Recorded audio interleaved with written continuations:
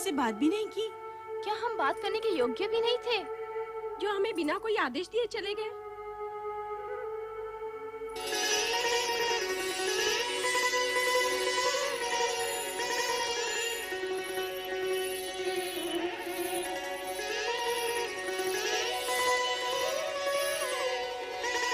ये क्या प्रिय?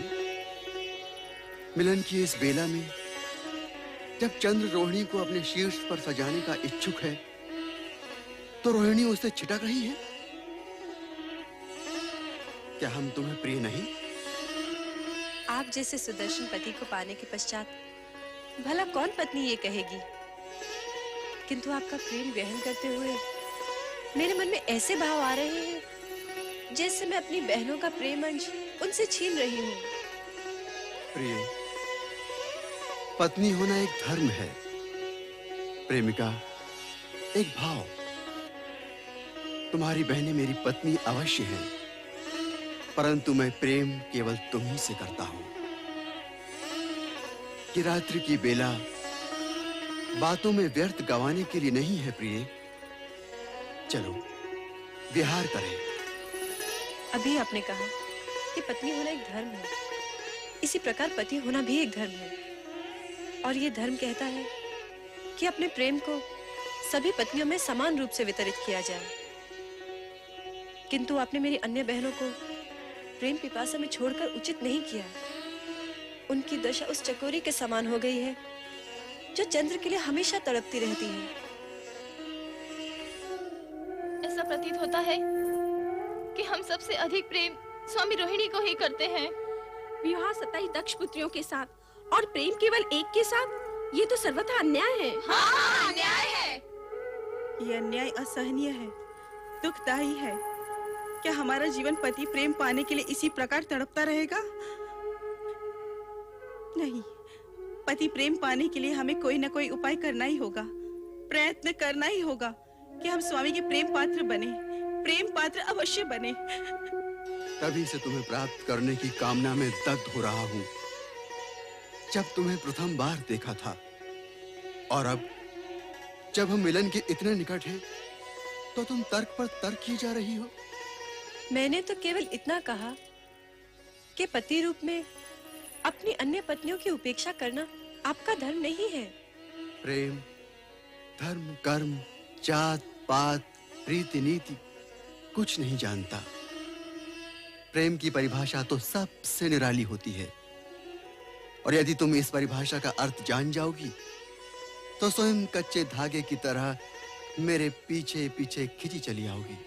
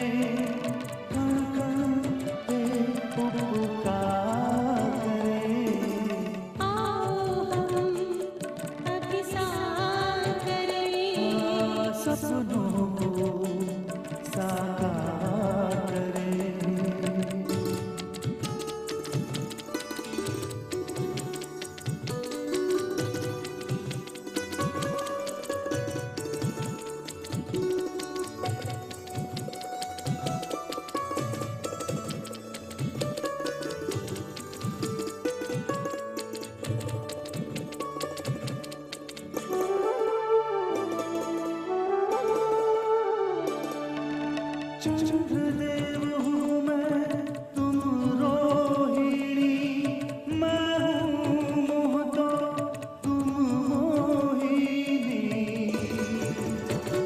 हाँ चंद्रदेव हूँ मैं, तुम रोहिणी, मैं हूँ मोह तो तुम मोहिनी।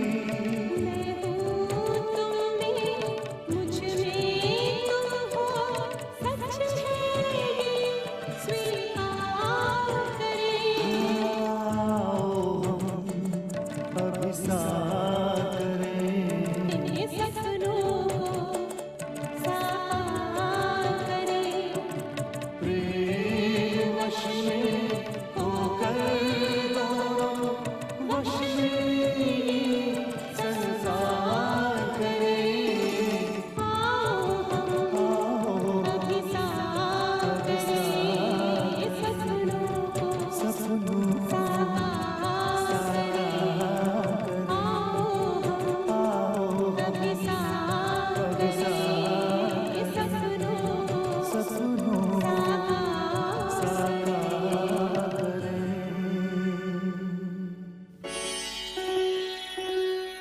स्वामी, ये क्या अनर्थ हो गया? मेरी सबकी सब बहनें न जाने कहाँ चली गई। गई होंगी अपने पिता दक्ष के पास अपना टुकड़ा रोने। परंतु रोहिणी, उनके आंसू मुझे तुम्हारे प्रेम से विचलित नहीं कर सकते। अग्नि को साक्षी देकर हम सभी बहनों को चंद्र ने पति के रूप में वरा था, किंतु केवल वो रोहिणी पर अपना सारा पति प्रेम लुटा रहा है। हम अपनी उपेक्षा और अनादर नहीं सहन कर सकते माते। माना चंद्रदेव से हमारा संबंध नया ही जुड़ा है, हमारे नए जीवन का प्रारंभ हुआ है, परंतु इस नए जीवन का कोई अर्थ ही नहीं है। हम अभी तक पति सुख से वंचित हैं। रोहिणी तो हमारी बहन है, कम से कम उसे तो अपनी बहनों के दुख और व्यथा के विषय में सोचना चाहिए। हमारा तो जीवन ही व्यर्थ हो गया है पिताश्री। पति से उपेक्षित पत्नी की स्थिति उस विधवा से भी हीन है, जो अपने पति को खोने का दुख धीरे धीरे संजो लेती है। ऐसी अशुभ बातें मत करो पुत्रियों। तुम्हारे पिता इस स्थिति को सामान्य कराने का अवश्य प्रयास करेंगे। तुम्हारी माता ठीक कह रही है पुत्री। चंद्र पर केवल रोहिणी का अधिकार नहीं।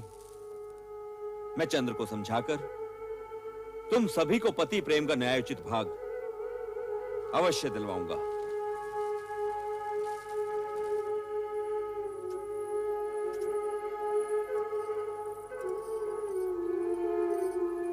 धर्म पत्नी होने का यह तात्पर्य नहीं कि मांग में पति के नाम का सिंदूर सजाए हुए सारा जीवन पति के प्रेम को तरसते हुए ही बिता दिया जाए। पत्नी धर्म के साथ साथ पति धर्म भी जुड़ा हुआ है, और वो ये कि तन मन व्यवहार सदाचार हर प्रकार से पति अपनी पत्नी को सुखी करे। किंतु आपके पुत्र चंद्र ने अपनी 26 पत्नियों की उपेक्षा विवाह की प्रथम रात्रि को ही कर दी। ये वास्तव में दुख का प्रसंग है। जब राजा दक्ष विवाह प्रस्ताव लाए थे, उस समय तुम अत्यंत प्रसन्न हो रही थी, किंतु मैंने कहा था कि चंद्र का चंचल स्वभाव क्या सभी पत्नियों के प्रति उसे न्याय करने देगा?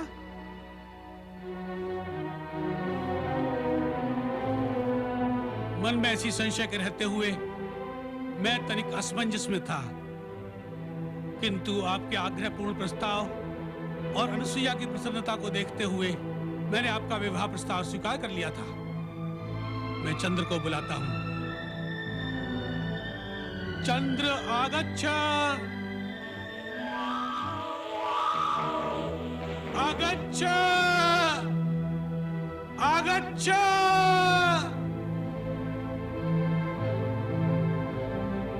पिताजी ने हमें स्मरण किया है। चलो चलते हैं।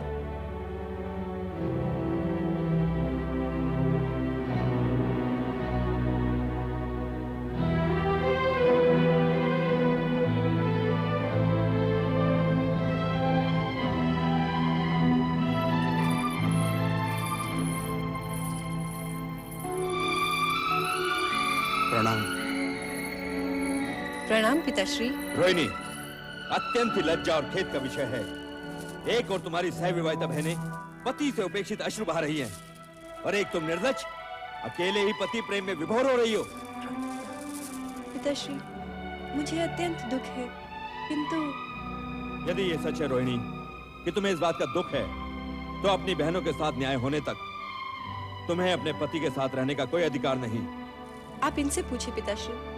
अपनी बहनों के साथ भी समान भाव से पति धर्म निभाने की बात मैंने इनसे कही थी, किंतु ये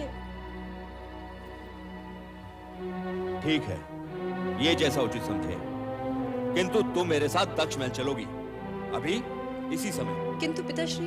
मैं कुछ सुनना नहीं चाहता रोहिणी।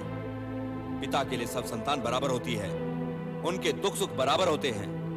फिर मैं ये कैसे सहन कर सकता हूँ कि एक पुत्री तो प्रेम के हिंडोले में पेंगे बढ़ाती जाए और शेष सुहागने होते हुए विधवाओं का साथ जीवन व्यतीत करे? नहीं।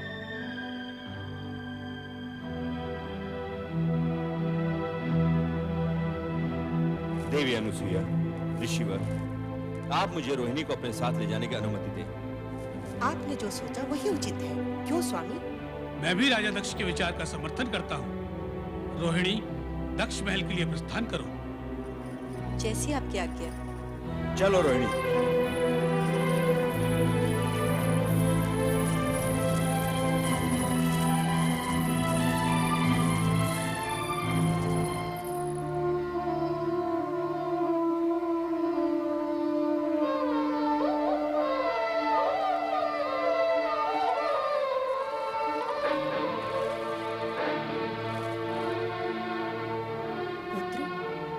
यदि रोहिणी पर तुम्हारा ऐसा उत्कट प्रेम था, तो तुम्हारा मात्र उसी से विवाह करना उचित था। किंतु अब जब तुम्हारी 27 पत्नियां हैं, तो तुम्हें सभी को अपने प्रेम का दान देना होगा। प्रेम तो हृदय से उत्पन्न होता है, और मेरे हृदय पर तो मेरा अधिकार ही नहीं रहा। वो तो तभी रोहिणी का हो गया था जब मैंने उसे प्रथम बार देखा था, और अब तो मेरे हृदय और मेरी आंखों में केवल रोहिणी की ही छवि है। रोहिणी से मेरा मिलन शीघ्र ही करा दीजिए, हे शिव शंकर। अश्विनी, फाल्गुनी, उत्तरा, रोहिणी, चंद्र ने तुम लोगों के साथ जो कुछ किया है, उसका प्रायश्चित अब ये रोहिणी करेगी। रोहिणी, हम इसे चंद्र से दूर ले आए हैं। पिताश्री, तुम्हारा दुख मेरा दुख है बहनों। मैं तो तब भी विवश थी और अब भी विवश हूँ। रोहिणी, हम तुम्हें दुखी देखना नहीं चाहते, बस सिर्फ हम न्याय चाहते हैं। जब तक रोहिणी चंद्र के पास रहेगी, तुम सबको न्याय नहीं मिल सकता। इसलिए हम रोहिणी को यहाँ ले आए हैं। ये आपने ठीक नहीं किया स्वामी। अपने जमाता चंद्र को दुखी करने का आपको कोई अधिकार नहीं। महारानी, तुम हमारे अधिकार को चुनौती नहीं दे सकती। हम दक्ष प्रजापति हैं। प्रजा के प्रत्येक व्यक्ति के सुख का ध्यान रखना हमारा कर्तव्य है। तो फिर क्या हम अपनी पुत्रियों को सुख से आंखें फेर लें? ये कदापि नहीं हो सकता महारानी, कदापि नहीं हो सकता। तुम उनके पास लौट जाओ रोहिणी बहन। हम नहीं चाहते कि तुम्हारे साथ साथ वे भी दुखी हों। नहीं, जब तक चंद्र अपने अन्याय के लिए क्षमा मांगकर तुम सबको समान प्रेम देना स्वीकार नहीं करता, रोहिणी यहाँ से नहीं जाएगी। आप तो जानते हैं हमारे जमाता चंद्र कितने भावुक हैं। जरा सोचिए तो, आपने उनके साथ जो किया उससे उनके हृदय को कितना आघात पहुंचा होगा। हम पर इन बातों का कोई प्रभाव नहीं होगा महारानी। एक अन्यायी को उसके अन्याय का दंड मिलना ही चाहिए।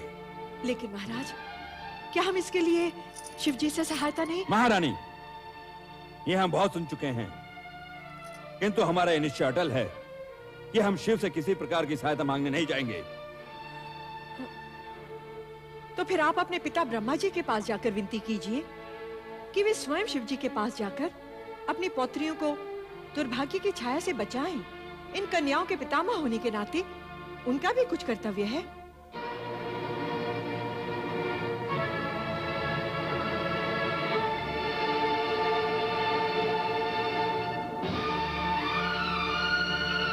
ठीक है महारानी, तुम्हारी इस बात पर हम अवश्य विचार करेंगे।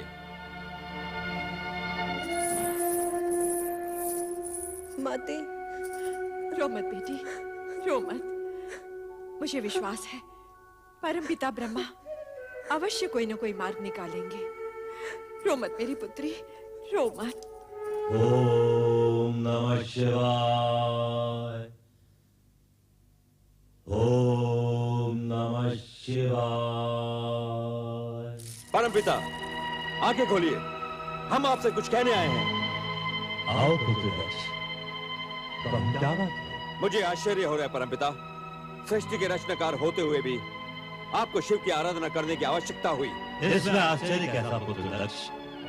शिव महादेव देवों के देव हैं, उनकी आराधना करना तो संसार के प्राणी मात्र का कर्तव्य है। ये उपदेश आप मुझे नहीं, किसी और को दीजिए परमपिता। मैं आपके शिव शंकर के स्वरूप से भली भांति परिचित हूँ। हम इस विषय में विवाद के इच्छुक नहीं हैं। बताओ, तुम्हारे आने का प्रयोजन क्या है? मैं देख रहा हूँ परमपिता, शिव से संबंधित हर व्यक्ति हमारे लिए बाधा उत्पन्न कर रहा है, हमारी शांति भंग कर रहा है। हम समझे नहीं, तुम किस व्यक्ति की बात कर रहे हो? अपने जामाता अत्रि अनुसुईया के पुत्र चंद्र की, जो शिव के अति प्रिय हैं। क्या किया है चंद्र? चंद्र ने हमारी कन्याओं के साथ छल किया है परमपिता, उन्हें दुख पहुंचा है। इस बात की जानकारी हमें है।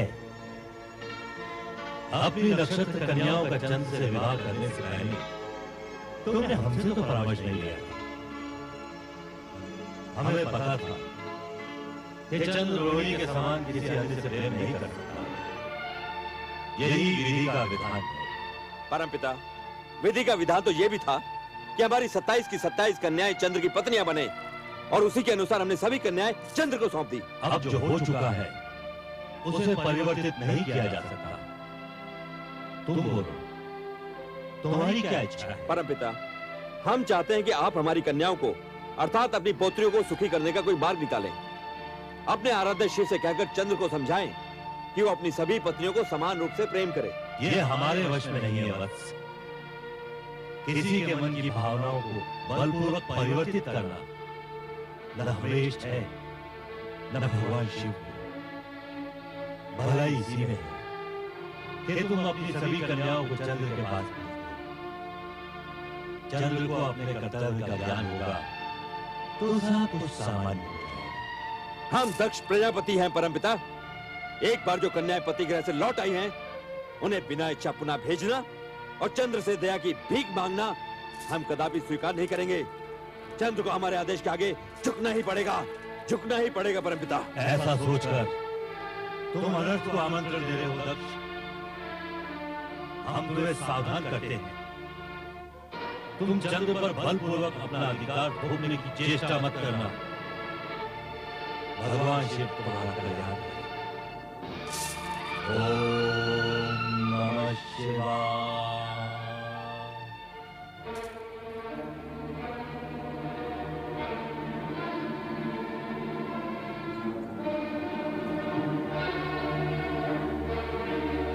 दक्ष, नारायण नारायण।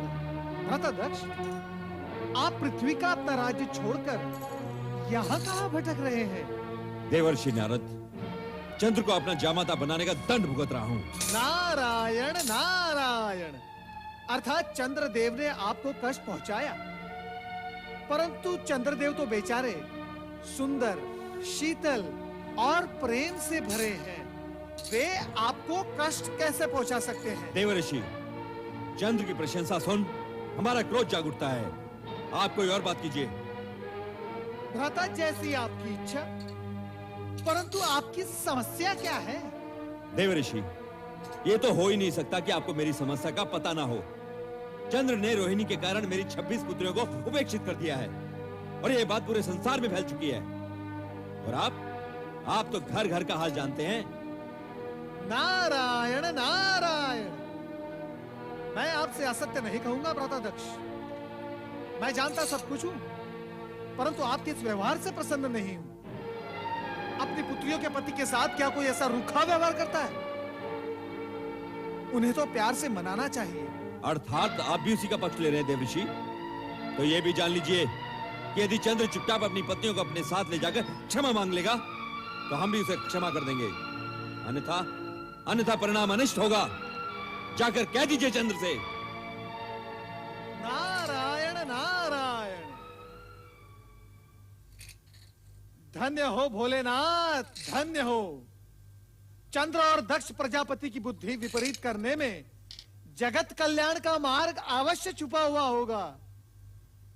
आपकी लीला आप ही जाने। ओम नमः शिवाय। ओम नमः शिवाय। ओम चंद्र। नमः शिवाय। चंद्र। ओम नमः शिवाय। बेटा चंद्र। ओम नमः शिवाय। चंद्र। ओम नमः शिवाय। बेटा चंद्र। ओम नमः शिवाय। कहाँ है तू चंद्र? ओम नमः शिवाय। चंद्र तो चला गया देवी। मैंने उसे बहुतेरा रोका, किंतु उसे रोक पाना संभव नहीं था।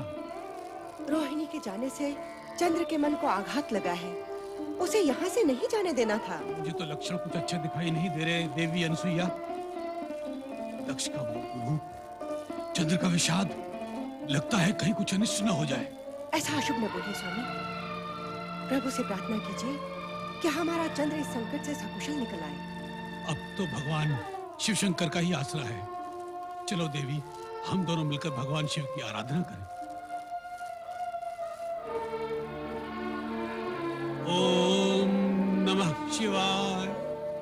ओम नमः शिवाय।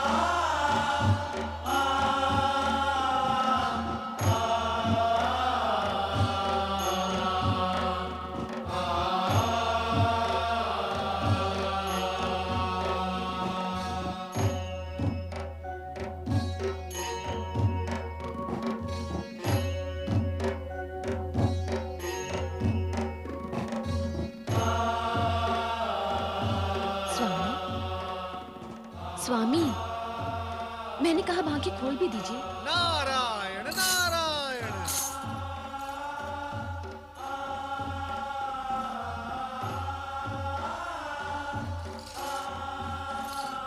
प्रभु, मेरे इतने पुकारने पर भी आपकी पलक तनिक भी नहीं हिली और देवर्षि के आते ही आपने अपने नेत्र खोल दिए। अर्धांगिनी की अपेक्षा भक्त के प्रति भगवान को विशेष सचेत रहना पड़ता है। नारायण नारायण। प्रभु, आपने इस भक्त को प्रसन्न करने के लिए देवी सती को कुंठित कर दिया। कुंठित? मैं? कदापि नहीं। कभी कभी थोड़ी बहुत उल्हाने, थोड़े हास्य, थोड़े परिहास, इन्हीं से तो पति पत्नी का प्रेम बढ़ता है ना प्रभु? तुम्हारा मंतव्य है कि प्रेम के विस्तार के लिए मैं भी ये सब करूं? देवी सती, आपको तो प्रतिक्षण भगवान शिव के निकट रहने का सुख प्राप्त है, परंतु हम भक्तों को भगवान शिव के एक क्षण भी दर्शन हो जाए तो हम धन्य होकर चले जाते हैं। नारद जी, कहीं आपको मुझसे ईर्ष्या तो नहीं हो रही? नारायण नारायण नारायण। देवी सती, ये कैसे हो सकता है? मैं बाल ब्रह्मचारी अवश्य हूं, परंतु मैं विवाह संस्था भी मानता हूं। पति पत्नी को एक दूसरे के नैकट्य का सुख अति आवश्यक है। यदि यही अप्राप्त रह जाए तो बड़े दुख की बात है। आपकी निश्वास कुछ संकेत कर रही है देवर्षि। स्पष्ट कहिए, आपके कहने का तात्पर्य क्या है? यही कि आपकी बहन रोहिणी और उनके पति चंद्र का एक दूसरे के प्रति अति प्रेम और नैकट्य सुख आपकी अन्य बहनों के लिए दुख का कारण बन गया है। देवी सती, आपके माता पिता भी अत्यधिक चिंतित है। हे भगवान शिव शंकर, देवी सती की बहनों के कष्ट के निवारण हेतु कुछ तो उपाय कीजिए। किसी को सुख तो किसी को दुख, ये उचित नहीं प्रभु। प्रभु, आप बोलते क्यों नहीं? इतना तो बताइए कि सुख दुख मिश्रित कथा का अंतिम चरण क्या है? सुख और दुख दोनों ही जीवन में कन्या के लिए उसी प्रकार आवश्यक हैं जैसे स्वाद के लिए नमक और शर्करा। जिस कथा की चर्चा तुम कर रहे हो उसे तनिक आगे तो बढ़ने दो और उसका अंतिम चरण आने तक प्रतीक्षा करो। ये मुझे क्या हो गया है प्रभु? क्या मेरा जीवन उद्देश्यहीन हो गया है? क्या चंद्र मुझे कभी प्राप्त नहीं होगा? क्या चंद्र मेरी सुध ही नहीं लेगा? मुझे स्वयं नहीं ज्ञात कि मैं कैसी विपदा में आन पड़ी हूँ। हे परमेश्वर, मेरा जीवन क्या निरर्थक है? नहीं नहीं, मेरा जीवन निरर्थक नहीं हो सकता। मैं इस जीवन को ऐसे ही व्यतीत नहीं करूंगी। मुझे अपने जीवन के बारे में सोचना होगा मुझे। मैं अपने चंद्र के बिना नहीं जी पाऊंगी, नहीं जी पाऊंगी, मैं नहीं जी पाऊंगी। हे भगवान, तुम्हें यदि सृष्टि रचना करनी ही थी तो मानव क्यों बनाया? और यदि मानव ही बनाना था तो उसे हृदय क्यों दिया? और यदि उसे हृदय देना ही था प्रभु तो उसमें प्रेम क्यों समोया? ये मेरी सोच से परे है प्रभु। मैं आज तक इसका कारण नहीं जान पाई। मुझ पर कृपा करो प्रभु। मेरे चंद्र से मुझे शीघ्र मिला दो प्रभु।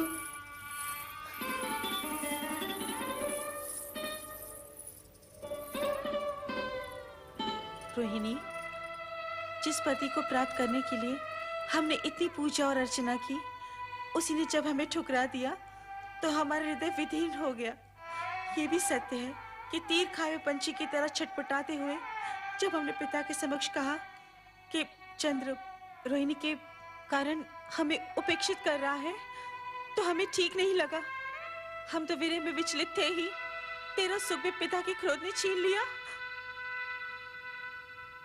जो कुछ भी हुआ अश्विनी बहन, ठीक ही हुआ। यदि हम सब बहनें बचपन से सुख में भागीदार रही हैं, तो दुख में भी हमारा समान भाग होना चाहिए।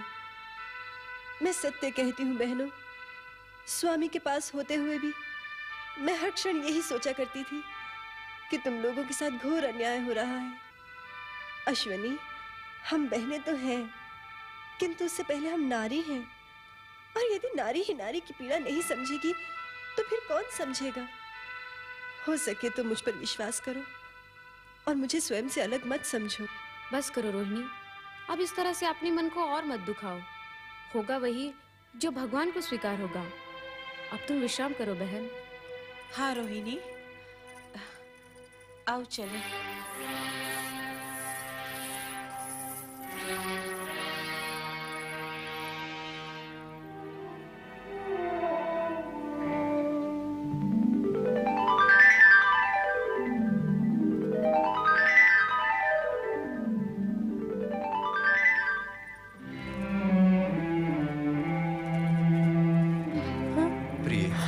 स्वामी आप? चलो मेरे साथ चंद्र महल चलो। नहीं स्वामी, जब तक आप अपनी अन्य पत्नियों को उनका अधिकार नहीं दे देते, मैं यही रहूंगी। मैं तुमसे प्रेम करता हूँ प्रिय, केवल तुमसे, और तुम्हारे अतिरिक्त ये चंद्र किसी और से प्रेम कर ही नहीं सकता। तो फिर आप मुझे भी भूल जाइए स्वामी। मुझे आपके विरह की अग्नि में जलना स्वीकार है, किंतु अपनी ही बहनों का सुख सौभाग्य छीन लेने वाली नीच स्त्री का कलंक लेकर मैं जीना नहीं चाहती। आप तुरंत यहाँ से चले जाइए स्वामी। तुम्हारे बिना मैं जीवन की कल्पना भी नहीं कर सकता। चंद्र जो दूसरों को शीतलता बांटता फिरता है, आज स्वयं तुम्हारी विरह की अग्नि में दहक रहा है। मैं तुम्हें यहाँ से लेकर ही जाऊंगा रोहिणी। नहीं स्वामी, नहीं नहीं नाथ, नहीं, ऐसा मत कीजिएगा, अनिष्ट हो जाएगा। आप मेरे पिताश्री की क्रोध से अवगत नहीं। यदि उन्होंने आपको यहाँ देख लिया तो न जाने क्या होगा। मुझे छोड़ दीजिए स्वामी, छोड़ दीजिए। चंद्र, तेरी ये उदंडता, नीच पापी, छोड़ दे मेरी पुत्री को। ये मेरी पत्नी है और अब आपका इस पर कोई अधिकार नहीं। पत्नियां तो यहाँ तुम्हारी और भी हैं, ले जाना है तो सभी को ले जाओ। विवाह मात्र शरीर के साथ फेरों से नहीं, मन के वर्ण करने से होता है, और मैंने मात्र आपकी इसी पुत्री को मन से वरा है। चलो रोहिणी। ये हट छोड़ दे चंद्र, नहीं तो मैं तुझे श्राप दे दूंगा। नहीं पिताश्री, ऐसा अनर्थ मत कीजिएगा। तो कह अपने इस पापी पति से तुझे तत्काल छोड़ के यहाँ से चला जाए, नहीं तो मेरे क्रोध की ज्वाला इसे भस्म कर देगी। चंद्र अपनी रोहिणी को लिए बिना यहाँ से नहीं जाएगा। यदि ये तेरी हट है तो सुन, अपने जिस पौरुष और सुदर्शन व्यक्तित्व पर तू फूला फूला फिरता है, उसे क्षय रोग नष्ट कर देगा, नष्ट कर देगा। ये मेरा श्राप है।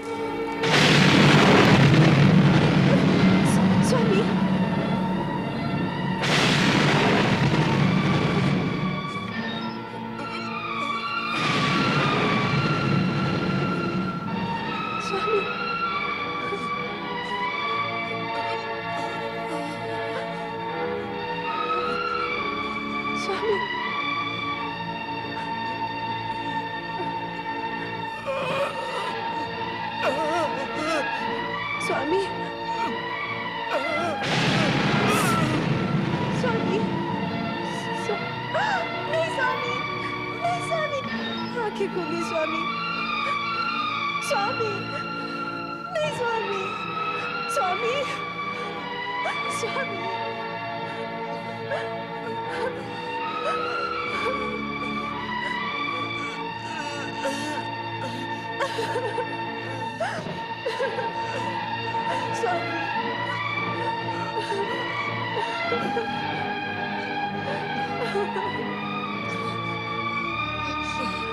स्वामी, स्वामी, कुछ बोलिए।